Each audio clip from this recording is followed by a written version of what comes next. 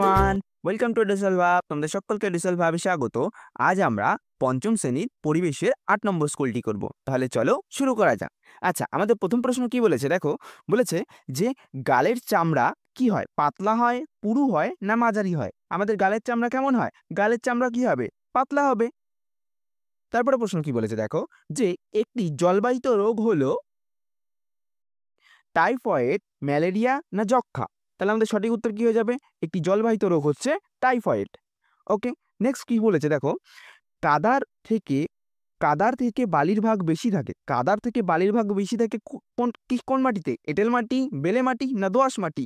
কাদার থেকে বালির ভাগ বেশি থাকে কোন মাটিতে? তোমরা সবাই পড়েছো, বেলে মাটিতে। নেক্সট প্রশ্ন কি বলেছে দেখো, বাণিজ্যিকভাবে মাছ চাষ শুরু করা হয় 1929 সালে, 1918 সালে না 1930 সালে? আমাদের সঠিক উত্তর হবে কি না 1929 সালে। ঠিক আছে, নেক্সট প্রশ্ন কি বলেছে দেখো, মানুষের শরীরে কাঁধ থেকে কুনোই পর্যন্ত যে হাড়টি রয়েছে তার নাম কি? মানুষের শরীরে কাঁধ থেকে কুনোই, অর্থাৎ তোমার কাঁধ থেকে কুনোই অবধি যে হাড়টা রয়েছে তার নাম হচ্ছে হিউমেরাস। ঠিক আছে, আচ্ছা, নেক্সট প্রশ্ন কি বলেছে দেখো, সারা শরীরে রক্ত ছড়িয়ে দেয় যে পাম্পের মতো যন্ত্র তা হলো কি? ফুসফুস, ধমনী না হৃৎপিণ্ড? তোমাদের সঠিক উত্তর কি হয়ে যাবে? সঠিক উত্তর হবে হৃৎপিণ্ড। ঠিক আছে, আচ্ছা, নেক্সট কি বলেছে দেখো, শূন্যস্থান পূরণ করতে বলেছে। ত্বকের উপরের স্তরে কি থাকে না? ত্বকের উপরের স্তরে কি থাকে না? রক্তনালী থাকে না। তারপরে প্রশ্ন কি বলেছে দেখো, একটি মেরুদণ্ডী প্রাণীর নাম হলো কি? একটি মেরুদণ্ডী প্রাণীর নাম হচ্ছে মানুষ। মানুষই তো মেরুদণ্ডী প্রাণী। আচ্ছা, তারপরে কি বলেছে, একটি শিকারী মাছের নাম কি? একটি শিকারী মাছের নাম আছে বোয়াল। আমি এখানে বোয়াল লিখেছি, তোমরা মাগুর লিখতে পারো। তারপরে বিভিন্ন, যেন একটা মাছ আরেকটা মাছকে খায় এরকম শিকারী মাছ, হাঙর লিখতে পারো, কোনো অসুবিধা নেই। আমি এখানে বোয়াল মাছ লিখেছি। নেক্সট প্রশ্ন কি বলেছে দেখো, ড্যাশ বৃষ্টির সম্ভাবনার কথা বুঝতে পারে। কে বৃষ্টির সম্ভাবনার কথা বুঝতে পারে? পিঁপড়ে। তার কারণ দেখবে, যখন বৃষ্টি হবে তার আগে আগে দেখবে পিঁপড়েগুলো সব লাইন ধরে ধরে এক জায়গা থেকে অন্য জায়গায় চলে যায়। বুঝতে পেরেছো? তারা তাদের কি করে না, তাদের তাদের বাড়ি ত্যাগ করে আবার অন্য জায়গায় চলে যায়। আচ্ছা, তারপরে প্রশ্ন কি বলেছে দেখো, বন্য প্রাণী টিয়া পাখি হলো ড্যাশ প্রাণী। টিয়া পাখি হলো কি? টিয়া পাখি হলো বন্য প্রাণী। তারপরে প্রশ্ন কি বলেছে দেখো, আমাদের শরীরের বর্ম হলো, আমাদের শরীরের বর্ম কি? আমাদের শরীরের বর্ম হলো ত্বক। ঠিক আছে, নেক্সট প্রশ্ন কি বলেছে দেখো,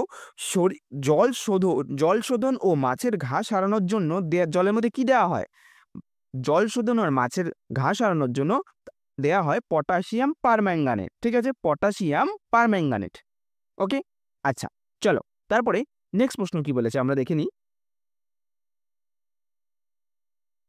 আচ্ছা, আমাদের নেক্সট প্রশ্ন বলেছে যে সঠিক বাক্যের পাশে ঠিক আর ভুল বাক্যের পাশে কাটা দিতে বলেছেন। আমাদের প্রথম প্রশ্ন কি বলেছে, পায়ের গোড়ালির চামড়া পাতলা। আমাদের পায়ের গোড়ালির চামড়া পাতলা না পুরু বা মোটা, তাই তো? তাহলে এটা কি হবে? এটা ভুল হবে, এটা কাটা হবে। নেক্সট প্রশ্ন কি বলেছে দেখো, সজারুর লোম শক্ত আর সূচালো হয়। এটা ঠিক না ভুল? সজারুর লোম কি হয়? শক্ত আর সূচালো, তাই তো? সেই একটা ভিডিওতে আমি দেখেছি, তোমরা দেখেছি কিনা জানি না, ওই ভিডিওটাতে আমি দেখেছি একটা বাঘ একটা সজারুকে কামড়েছে আর বাঘের মুখের মধ্যে সব কাঁটাগুলো আটকে গেছে। ওইটা হচ্ছে লোমগুলো হচ্ছে ওই শক্ত সূচালো। তাহলে এটা কি হবে? এটা হবে ঠিক। নেক্সট প্রশ্ন কি বলেছে, রুই মাছের পাখনা 7টি। এটা ঠিক না ভুল? এটাও ঠিক, রুই মাছের পাখনা 7টা। আচ্ছা, তারপরে প্রশ্ন কি বলেছে দেখো, চিংড়ি হলো মেরুদণ্ডী প্রাণী। চিংড়ি হলো মেরুদণ্ডী প্রাণী না? চিংড়ি আগের দিনই তোমাদেরকে আমি স্লাইডের মধ্যে দেখিয়েছিলাম, চিংড়ি কি একটা অমেরুদণ্ডী প্রাণী। নেক্সট প্রশ্ন কি বলেছে দেখো, ত্বকে রোদ লাগালে কি তৈরি হয়? ত্বকে রোদ লাগালে ভিটামিন ডি তৈরি হয়। তাহলে এটা ঠিক না ভুল? অবশ্যই ঠিক। তারপরে কি বলেছে দেখো, গন্ডারের খরগোশ তৈরি হয় শক্ত হাড় দিয়ে। শক্ত হাড় দিয়ে তৈরি হয়? মোটেও না। কি দিয়ে তৈরি হয়? চুল দিয়ে তৈরি হয়। সেই চুলটা আবার কি দিয়ে তৈরি? কেরাটিন নামক পদার্থ দিয়ে তৈরি। বুঝতে পেরেছো? তাহলে এটা কি হবে? এটা ভুল হবে। আচ্ছা, নেক্সট প্রশ্ন কি বলেছে দেখো, বলেছে বাম দিকের সাথে ডান দিক মেলাতে বলেছে। ঠিক আছে, তাহলে আমরা দেখে নিই কি বলেছে। কাঁধ থেকে কুনোই, কাঁধ থেকে কুনোই অবধি, আমরা আগের পৃষ্ঠাতে কি বলেছিলাম? কাঁধ থেকে কুনোই অবধি হাড়কে কি বলে? কাঁধ থেকে কুনোই অবধি হাড়কে বলা হয় হিউমেরাস। একটাই হাড় থাকে। তারপরে মেরুদণ্ড, মেরুদণ্ডকে কি বলে? মেরুদণ্ডকে বলে কশেরুকা। ঠিক আছে, তারপরে কি বলেছে, কুনোই থেকে কবজি, কুনোই থেকে কবজির মধ্যে কটা হাড় আছে? 2টো হাড় আছে। তাহলে সেটা কি কি হবে? সেটা হচ্ছে আলনা আর রেডিয়াস। বুঝতে পেরেছো? কুনোই থেকে কবজি। তারপর কোমর থেকে হাঁটু, কোমর থেকে হাঁটুর হাড় সব থেকে বড় হাড় আমাদের শরীরে, মানব দেহের শরীরে সব থেকে বড় হাড়, সেটা উত্তর হবে কি না, সেটা হবে ফিমার। ঠিক আছে, তারপরে কি বলেছে, হাঁটুর নিচ থেকে গোড়ালি, হাঁটুর নিচ থেকে গোড়ালি অবধি কটা হাড় আছে? হাঁটুর নিচ থেকে গোড়ালি অবধি আছে দুটো। তাহলে এটা সঠিক উত্তর হবে টিবিয়া আর ফিবুলা। বুঝতে পেরেছো? আচ্ছা, তারপরে আমাদের 5 এর দাগের প্রশ্ন আছে, আর 5 এর দাগ, 6 এর দাগ আর 7 এর দাগের যে প্রশ্নের উত্তরগুলো আছে সেগুলোকে আমরা স্লাইডের মধ্যে দেখে নেব। তাহলে চলো আমরা এই প্রশ্নের উত্তরগুলো এবার স্লাইডের মধ্যে করে ফেলি। আচ্ছা, তাহলে আমরা স্লাইডের মধ্যে চলে এসেছি। এবার আমরা প্রশ্নের উত্তরগুলো দেখে নেব। আমাদের 5 এর দাগের প্রশ্নগুলো কি বলেছে দেখো। প্রথম প্রশ্ন বলেছে মাটির সজীব জৈব উপাদানের নাম কি? মাটির সজীব জৈব উপাদানের নাম কি? মাটির সজীব জৈব উপাদান হচ্ছে কেঁচো। দেখে না একবার কেঁচো কেমন দেখতে হয়, এটা তোমরা আশা করি সবাই দেখেছো, তাও দিয়ে দিয়েছি আমি। তারপরে দ্বিতীয় প্রশ্ন কি বলেছে, রাসায়নিক বিক্রিয়ার উদাহরণ দিতে বলেছে। রাসায়নিক বিক্রিয়ার উদাহরণ কেমন, যেমন কি আছে, যেমন হচ্ছে দুধ থেকে দই তৈরি হওয়া আর লোহার মরচে পড়া। অর্থাৎ দেখো রাসায়নিক বিক্রিয়াতে কি হচ্ছে না, একটা জিনিস ধরো দুধটা দই হচ্ছে, কিন্তু দই থেকে কিন্তু আর দুধ হতে পারবে না। বুঝতে পেরেছো? যেমন লোহায় মরচে পড়ছে, আবার মরচে পড়া লোহা থেকে কিন্তু আবার লোহা তৈরি হবে না। বুঝতে পেরেছো? এগুলো হচ্ছে রাসায়নিক বিক্রিয়া, একবার হয়ে যাওয়ার পর সেই জিনিসটার আর কোনো পরিবর্তন হবে না। ওকে, তাহলে আমরা দেখিনি এই যে দুধ থেকে দই তৈরি হচ্ছে, আর লোহার এই যে একদম পরিষ্কার লোহাটা কি হচ্ছে, মরচে পড়ে যাচ্ছে। বুঝতে পেরেছো?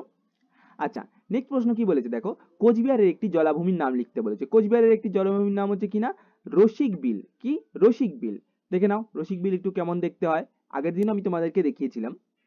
আচ্ছা, আর তারপরে প্রশ্ন কি বলেছে দেখো, একটি ঔষধি গাছের নাম লেখো। ঔষধি গাছের নাম কেমন আছে, যেমন দেখো সর্পগন্ধা, সিংকোনা, নয়নতারা, ধুতুরা, তুলসী, এগুলো হচ্ছে কি না ঔষধি গাছ। যেমন এটা হচ্ছে তোমার কি না সর্পগন্ধা, এটা হচ্ছে সিংকোনা, তারপরে এটা হচ্ছে কি, এটা হচ্ছে নয়নতারা, আর এটা হচ্ছে ধুতুরা, আর এটা হচ্ছে কি না তুলসী। বুঝতে পেরেছো? এগুলো সবার নিজের নিজের একটা উদ্ভিদের নিজের নিজের উপকারিতা আছে। বুঝতে পেরেছো? এটা মানুষদের দেহে বিভিন্ন, কেউ উচ্চ রক্তচাপ কমায়, কেউ মধুমেহ বা বহুমূত্র রোগ যেটা হয় না সবাই, যে ঘন ঘন বাথরুম যায়, সেটা কমায়। ক্যান্সারের ওষুধ পাওয়া যায় এখান থেকে, কাশি সর্দি কাশির জন্য তুলসী ব্যবহার করা হয়, এরকম বিভিন্ন আছে। বুঝতে পেরেছো?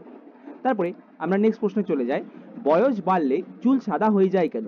বয়স বাড়ার সঙ্গে সঙ্গে আমাদের শরীরে কি হয় না, মেলানিনের পরিমাণ কমে যায়, তাই বয়স বাড়ার সঙ্গে সঙ্গে চুল সাদা হয়ে যায়। দেখো এই যে এখানে যেমন চুলটা একটা ধরো এনার বয়স ধরো কমসে কম ধরো 29 বছর বয়স, কিন্তু এনার বয়স দেখো কমসে কম হচ্ছে তোমার 61-2 এরকম হবে। এবার দেখো, এবার এই 29 বছরের লোকটার চুলটা দেখো, আর 61 এজের লোকের চুলটা দেখো। বুঝতে পেরেছো? যত বয়স বৃদ্ধি পাবে তত হবে কি না আমাদের চুলটা সাদা হয়ে যাবে। নেক্সট প্রশ্ন কি বলেছে দেখো, যে ডিওটি চিকিৎসা করা হয় কোন রোগের জন্য? ডিওটি চিকিৎসা করা হয় যক্ষা রোগের জন্য। বুঝতে পেরেছো? দেখে নাও যক্ষা কোথায় হয়, এই ছবিটা আমি আগের দিনও দেখিয়েছিলাম, যে যক্ষা রোগের ভাইরাসগুলো একটু কেমন দেখতে হয়, কোথায় হয়, ফুসফুসের মধ্যে হয়। নেক্সট কি বলেছে দেখো, যে মেরুদণ্ডী প্রাণী আর অমেরুদণ্ডী প্রাণীর মধ্যে দুটো পার্থক্য লিখতে বলেছে। মেরুদণ্ডী আর অমেরুদণ্ডী প্রাণীর মধ্যে পার্থক্য দেখো, বিষয় এরকম পয়েন্ট করে লিখবে, বিষয় মেরুদণ্ডী আর অমেরুদণ্ডী প্রাণী। বুঝতে পেরেছো? আচ্ছা, এটা প্রাণী না দরকার নেই, শুধু এইটুকুনি লিখলেই হবে, অমেরুদণ্ডী, মেরুদণ্ডী আর অমেরুদণ্ডী। তাহলে মেরুদণ্ড থাকা বা না থাকা, মেরুদণ্ডী প্রাণীদের কি হয়, এদের পিঠের মধ্যে হাড়ের তৈরি মেরুদণ্ড থাকে। যেমন কি কি, যেমন হচ্ছে মাছ আছে, মানুষ আছে, কুকুর আছে। তারপরে দেখো অমেরুদণ্ডী প্রাণী কিনা এদের শরীরে মেরুদণ্ড থাকে না, যেমন পোকা, কেঁচো, ঝিনুক, এগুলোর মধ্যে মেরুদণ্ড থাকে না। তারপর হচ্ছে শরীরের গঠন, এগুলো হচ্ছে পয়েন্ট। শরীরের গঠন, এদের শরীরটা শক্ত ও ভালোভাবে গঠিত হয়। মেরুদণ্ড প্রাণীর কি হয় না, এদের শরীরটা কি হয়, শক্ত আর ভালোভাবে গঠিত। আর অমেরুদণ্ডী প্রাণীর কি হয় না, এদের শরীরটা নরম বা কম শক্ত হতে পারে। বুঝতে পেরেছো? তারপরে প্রশ্ন কি বলেছে দেখো, বলেছে ভূমিক্ষয় রোধ করার দুটো উপায় লিখতে বলেছে। ভূমিক্ষয় রোধ করার দুটো উপায় কি হবে দেখো, ভূমিক্ষয় রোধের দুটি উপায় হলো কিনা গাছ লাগানো দরকার।